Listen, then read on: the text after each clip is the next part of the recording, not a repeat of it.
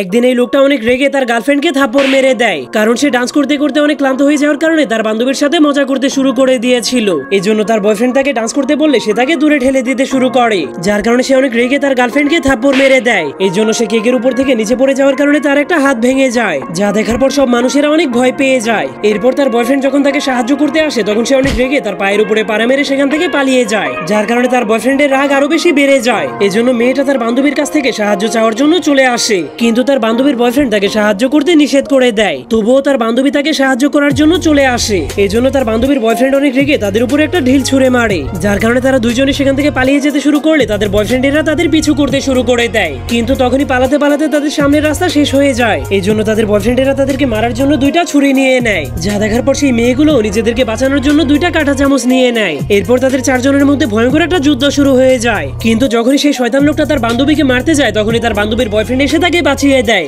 এই জন্য সেই শয়তান লোকটা অনেক রেগে যখনই তার গার্লফ্রেন্ডকে মারতে যাবে ঠিক তখনই সে পা পিছলে টেবিলের উপর থেকে নিচে পড়ে যায়। কিন্তু তখনই সে জীবন বাঁচানোর জন্য মেয়েটার ফ্রকটাকে ধরে ফেলে, কিন্তু সেই ফ্রকের কাপড়টা অনেক নরম হওয়ার কারণে সেই কাপড় ছিঁড়ে নিচে পড়ে মরে যায়। এই জন্য সেই দুই বান্ধবী অনেক খুশি হয়ে যায়।